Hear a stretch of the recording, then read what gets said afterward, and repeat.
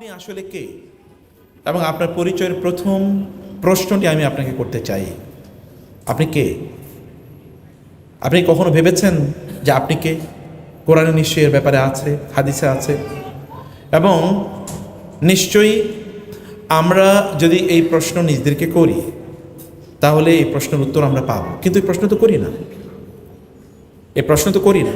আপনি যদি এখনও দেখেন, সাইকোলজিতে বলা হয় কোনো মানুষ যদি কোনোভাবে তার পরিচয় জানতে পারে যে তিনি কে, তিনি কেন, এর যদি তিনি জানেন, তাইলে এই মানুষকে আপনি ঠেকিয়ে রাখতে পারবেন না। আমাদের প্রবলেম, আমরা হাউ এর পেছনে ঘুরি, হোয়াই এর পেছনে ঘুরি না। আপনি জানেন হোয়াই কতটা শক্তিশালী? আপনি দেখবেন হোয়াই এর উপর মোটিভেশনাল প্রচুর পরিমাণ বই তৈরি হয়েছে বাজারে। Why is important. কেন কেন গুরুত্বপূর্ণ, কেন ইজ ভেরি ইম্পর্ট্যান্ট। যেমন কোরআনে আল্লাহ তাআলা সেই উত্তর দিয়েছেন, ওমা খালাকতুল জিন্না ওয়াল ইনসা ইল্লা লিয়াবুদুন। আল্লাহ, তুমি আমারে কেন বানাইছো? আমি তোমাকে বানিয়েছি আমার ইবাদত করার জন্য। আল্লাহ, তুমি আমাকে কেন সৃষ্টি করেছো? আমি তোমাকে সৃষ্টি করেছি তোমাকে আমি পরীক্ষা করব, কারণ আমি তোমার জন্য জান্নাত তৈরি করে রেখেছি, সেখানে তুমি আসার জন্য কোয়ালিফাই করো কি করো না, আমি সেই জন্য তোমাকে তৈরি করেছি।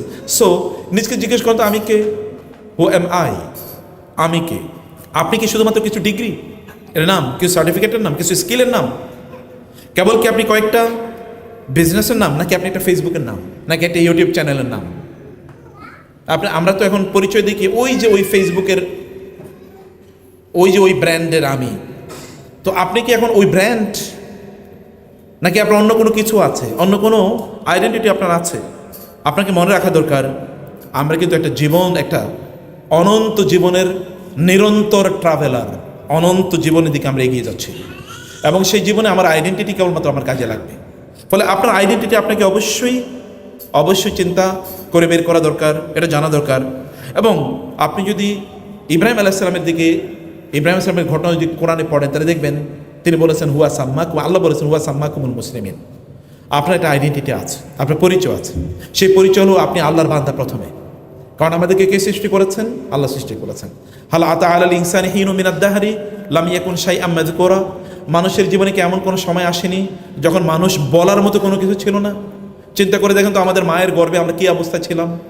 আচ্ছা, মায়ের গর্ভে ওই অবস্থায় যাওয়ার পূর্বে আমরা কি অবস্থায় ছিলাম? তার আগে, এমনকি আপনারা যারা এখনো বিয়ে করেন নাই, আপনাদের সন্তানরা কই?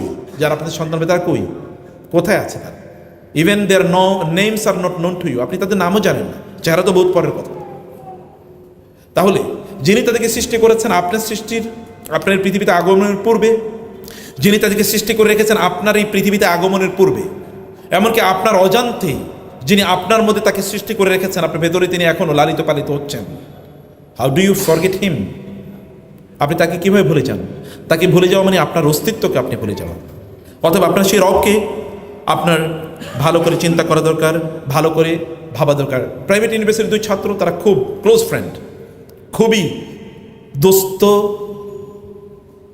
মানে তাদের মধ্যে প্রচণ্ড দোস্তামি, মানে তারা প্রচণ্ড ক্লোজ ফ্রেন্ড, একজন আরেকজনের জানের জান, এছাড়া বাঁচে না। তারা যাচ্ছিল বাইকে অ্যাক্সিডেন্ট করে একজন মারা গেছে, আরেকজন বেঁচে আছে। তারা কবরের সামনে এসে দাঁড়িয়ে ভাবলো, আমার এই বন্ধু তো গতকালও আমার সাথেই ছিল, একসাথে আমরা আড্ডা দিয়েছি, আজকেও কবরের মধ্যে, আমি তো আজকে কবরে না, আমি আজকে এখানে জীবিত আছি, আমি তো যেতে পারতাম, যদি আমি কবরে যেতাম আজকে কি হতো আমার? এই যে তার ভাবনা না, এই ভাবনা তাকে সেখান থেকে পরিবর্তন করেছে। আমি তো কেবলমাত্র ফেসবুকের একটা আইডির নাম ছিলাম, আমি তো কেবলমাত্র একজন টিকটকার ছিলাম, আমি কেবলমাত্র স্টুডেন্ট ছিলাম একটা ইউনিভার্সিটির, অথবা আমি কেবল একজন বিজনেস স্টার্টার ছিলাম, এর বাইরে আমার কোনো কিছু ছিল না। কিন্তু আমি তো সত্যিকার অর্থে একজন এমন যার ডেস্টিনি এটা। এই যে ভাবনা, সে ভাবনা তাকে একেবারেই পরিবর্তন করে দিয়েছে, তার জীবনের টার্নিং পয়েন্ট। তার প্রথমবারের মতো সে তার নিজকে জিজ্ঞেস করেছে যে আমি তাহলে কে? এবং তাকে সে যখন প্রশ্ন করেছে আমি কে, এটাই তাকে পরিবর্তন করে দিয়েছে। হাসান বসরি রাহিমাহুল্লাহ সে কথাই বলেছেন, হে মানুষ, তুমি তো কেবলমাত্র কয়েকটা দিনের সমষ্টি, এর বাইরে কিছু না। ফাইজা দাহাবা বাদুহু ফাইজা ইয়াউমাকা দাহাবা বাদুক। যখন তোমার একদিন চলে যায়, তখন তোমার জীবনের একটা অংশ চলে যায়। তুমি কেবল কয়েকটা দিনের সমষ্টির বাইরে কিছুই না। অতএব তোমার দিনকে, তোমার সময়টাকে, তোমার যে পারপাস অফ ইউর এক্সিস্টেন্স, যে কারণে তোমাকে তৈরি করা হয়েছে, সেই কারণে তুমি তোমার জীবনটাকে সেই উদ্দেশ্যে তুমি লালন করো। প্রিয় ভাইরা, মনে না, আমাদের জীবনটা কেবল এখন মোবাইলের কেবলমাত্র সোয়াইপিং, কেবল স্ক্রল ডাউন স্ক্রল আপ এর মধ্যে আমরা সীমাবদ্ধ করে রেখেছি। কেবল কিছু টিকটকের মধ্যে, কিছু রিলসের মধ্যে, কিছু শর্টসের মধ্যে সীমাবদ্ধ করে রেখেছি, এবং আমাদের জীবন এর আইডেন্টিটি এর বাইরে কোনো কিছুই না। এ কারণে মানুষের জীবনে 4টা হাঙ্গার আছে। এই হাঙ্গারের কোনো উত্তর ফিলসফি, কোনো দর্শন কিছুই দিতে পারে না, কিন্তু ইসলাম এই উত্তর দিয়ে দিয়েছে। মানুষের মধ্যে একটা হাঙ্গার আছে জীবনের, 1 নম্বর হাঙ্গার হলো তার জীবনে একটা মিনিং সে খোঁজে। মিনিং, যাদের জীবনের মিনিং নাই অথবা মিনিং সে খোঁজে না, তাকে আপনি দেখবেন সে হয়তোবা জুয়ার আড্ডাখানে সময় কাটাচ্ছে, অথবা রাতভর রিলস দেখে, অথবা এন্টারটেইনমেন্ট মিমস দেখে, অথবা চ্যাটিং বক্সে চ্যাট করে, অথবা কারোর সাথে গল্প করে সারা রাত কাটিয়ে দিয়েছে, সে জানে না কেন কাটানো। সে কতক্ষণ গান শুনেছে, মন খারাপ, এরপরে সিনেমা দেখেছে, মন খারাপ, এরপরে পর্ন দেখেছে, মন খারাপ, এরপরে খেলা দেখেছে, মন খারাপ, কোনো কাজে কোনোভাবেই তার মন ভালো হয় না, এরপরে ঘুমিয়ে পড়েছে, তারপরে ঘুমও হয় না।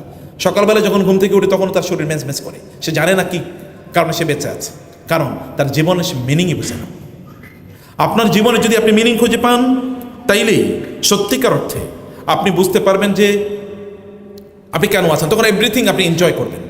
আদারওয়াইজ আপনি আপনি কেবল প্লেজার, আনন্দের পেছনে ঘুরবেন, কতক্ষণ আনন্দ, এরপরে কি? আপনি গান শুনে আনন্দ নেবেন, কতক্ষণ গান শুনবেন, তারপরে কি?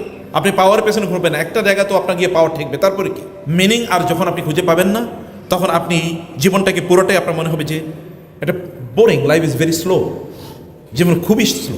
আপনি বন্ধুদের সাথে আপনার গল্প করতে মনে চাইবে না, আপনি রুমের এক কর্নারে বসে আপনি সময় কাটাবেন, আপনার মায়ের কথা শুনতে আপনার বিরক্ত লাগবে, বাবার সাথে সাক্ষাৎ করতে আপনার খুবই খারাপ লাগবে, আপনাকে নামাজের কথা বলে আপনি খুবই, নামাজে দাঁড়ালো আপনার মনোযোগ অন্যদিকে চলে যাবে, কোরআন তেলাওয়াত আপনার সামনে বোরিং লাগবে, ইসলামের কথা বলে আপনি কেবল ইসলাম ইসলাম, সব জায়গায় কেবল ইসলাম টেনে নিয়ে আসে, আপনার এগুলো লাগবে, কারণ আপনি মিনিংই বুঝেন না লাইফের।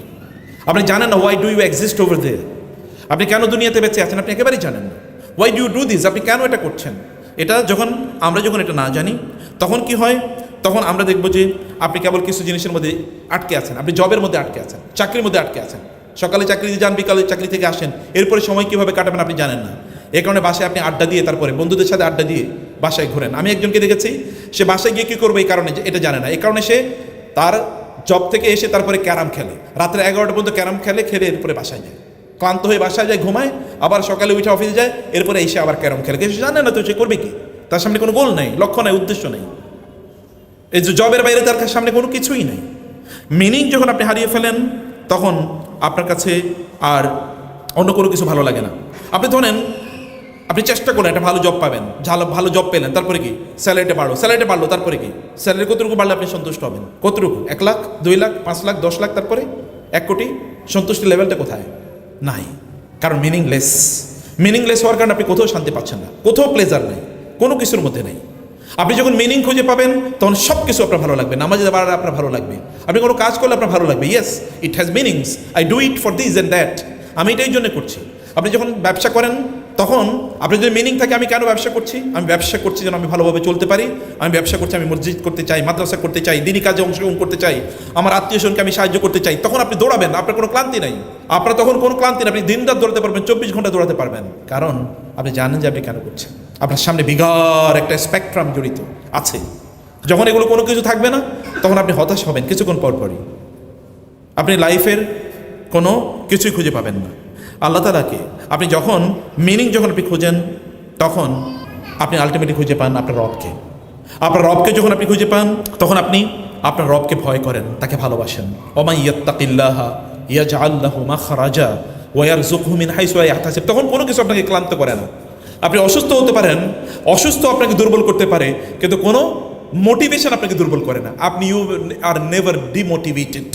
আপনি কেন ওটা পেলেন না এটা নিয়ে আপনি ডিমোটিভেটেড হন না, কেন ওইটা আপনি কম পেলেন তা নিয়ে আপনি ডিমোটিভেটেড হন না, কারণ আপনি জানেন দিন শেষে আমি যাই করি না কেন, আমি তো একটা জায়গায় গিয়ে আমার রিওয়ার্ড আমি পাবই, আমি তো একটা জায়গায় রিওয়ার্ড পাবো। আপনি ক্লাসে যদি C+ পান, D+ পান, অথবা B+ পান, অথবা A- পান, অথবা A পান, আপনার তাতে কিছু যায় আসে না, আপনি এতে কিছুই মনে করেন না, কারণ আপনি জানেন যে আপনার ডেস্টিনি ইজ ডিসাইডেড, আপনার ভাগ্য নির্ধারিত কি হবে।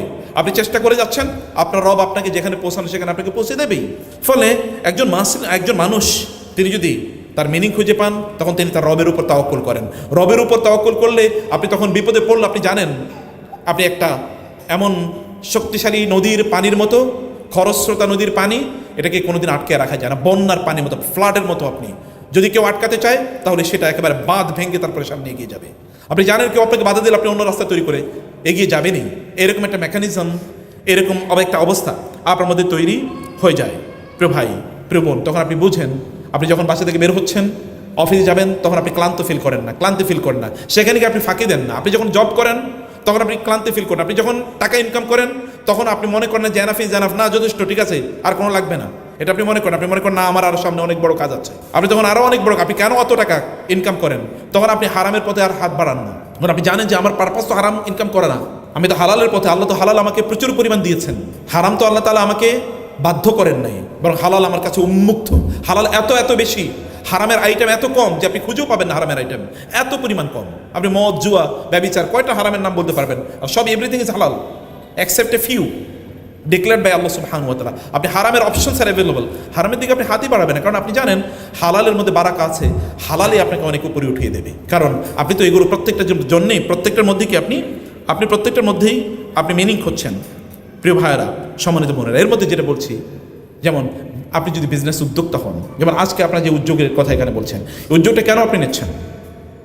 আপনি একবার চিন্তা করে দেখেন, একজন এরকম নতুন আপনাদের মতো একজন স্টার্ট আপ, এবং কিন্তু তারপরে তার ভেতরে এক ধরনের অদ্ভুত শূন্যতা, প্রচুর বিক্রি হয়, কামাইও বহু হয়, ইনকাম বহুত করছে, কিন্তু তার মধ্যে কেমন যেন একটা শূন্যতা, এবং সে কোনোভাবে নামাজে তার মন বসে না, দুশ্চিন্তায় সে সবসময় তার সময় কাটে, এবং মাথায় সবসময় কেবল হিসাব নিকাশ, কেবল কত লাভ হলো, কত লস হলো, কত দামে ফেব্রিক কিনলো, কত দামে এটা বিক্রি করলো, এগুলো নিয়ে কেবলমাত্র সে ব্যস্ত। একবার এক ভাই এসে তাকে বলল যে তুমি কেমন চলছে? বলে ভালো, কিন্তু কেমন যেন একটা শূন্যতা, কেমন যেন ভালো লাগে না এরকম একটা ভাব। তিনি বলেন তুমি কি আল্লাহর হক আদায় করো? মানে কি আল্লাহর হক? মানে কি আমি ব্যবসা করছি, আমি তো শুনি না, আল্লাহর হক আবার কি? তিনি বললেন হ্যাঁ, আল্লাহর হক আছে, তুমি একটু চিন্তা করো। এই প্রশ্নটাই তার গোটা জীবনকে, তার ভেতরটাকে একেবারে বদলে দিয়েছে। চিন্তা করলো আল্লাহর হক মানে কি, সেটা নিয়ে ভাবলো, ইউটিউবকে জিজ্ঞেস করলো, চ্যাট জিপিটিকে জিজ্ঞেস করলো যে আল্লাহর হক কি। তখন তার উত্তর চলে আসলো, আল্লাহর হক হলো এটা। তুমি কর্মীদের জন্য একটা সুন্দর দিনই পরিবেশ তৈরি করো, তারা সেখানে যেন নামাজ আদায় করতে পারে, সেটা একটা পরিবেশ তৈরি করো।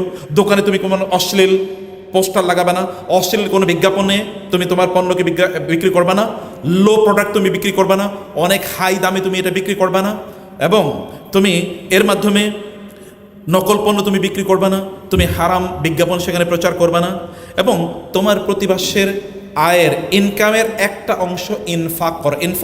ইনকাম বনাম ইনফাক, তুমি যা ইনকাম করছো তার একটা সার্টেন অ্যামাউন্ট তুমি ব্যয় করো, এবং এর জন্য তুমি আলেমদের জন্য একটু ডিসকাউন্ট দাও, মাদ্রাসা ছাত্রদের জন্য একটু ডিসকাউন্ট দাও, এবং যারা ইয়াতিম তাদের জন্য তুমি এটাকে ফ্রি করে দাও, এরকম কিছু কাজ।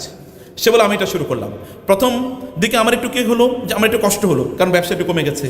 তারপরে বছর একটু কষ্ট হলো, কিন্তু এরপর থেকে আমি এত বারাকা পাওয়া শুরু করলাম, ব্যাপক পরিমাণ বারাকা, এমন বারাকা যেটা আমি কোনোদিন চিন্তা করি না। এখন আমার সব কিছুর মধ্যে কেমন যেন প্রশান্তি। আমি যখন ব্যবসা করতে যাই, আমি জানি আমার এটার একটা অংশ যাচ্ছে ইয়াতিমদের গায়ে, আমি জানি এটার একটা অংশ যাচ্ছে একটা মাদ্রাসা, আমি জানি এটার একটা অংশ যাচ্ছে আল্লাহর দ্বীন প্রচারের কাছে, আমি জানি আমার একটা অংশ যাচ্ছে আমার বোনদের জন্য, আমার ভাইদের জন্য, আমার গ্রামের মানুষদের জন্য, আমি একটা অংশ আমার মায়ের জন্য ডিসাইডেড, আমি এতটুকু অংশ আমার মায়ের জন্য আমার মায়ের জন্য আমি ব্যয় করি, আমার বাবার জন্য আমি এতটুকু ব্যয় করি, আমার মা মারা গেছে আমি তার জন্য দান করি।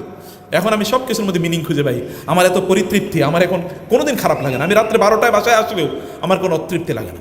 এর আগে আমার কাছে খুবই বোরিং লাগতো। আপনাকে মিনিং খুঁজে বের করতে হবে যে কেন আপনি করছেন। যখন আপনি এটা খুঁজে বের করেন, এরকম একটা টাইম, এমন একটা লাইফ লাইন যখন আপনার ব্যবসার জন্য বা আপনার কাজের জন্য আপনি তৈরি করেন, তখন আপনি কেবলমাত্র বারাকা দেখতে পাবেন। মানুষের আমি বলছি হাঙ্গার, 1 নম্বর হাঙ্গার, মিনিং খোঁজা। আমি কেন আমরা মিনিং খোঁজার জন্য দেখেন ফেসবুকে কি পরিমাণ লিখি, কতক্ষণ পরে কি একটা পোস্ট দেওয়ার পরে দেখি কয়টা লাইক পড়ছে। লাইক কম পড়লে মন প্রচণ্ড খারাপ, আর লাইক বেশি পড়লে প্রচণ্ড মন ভালো।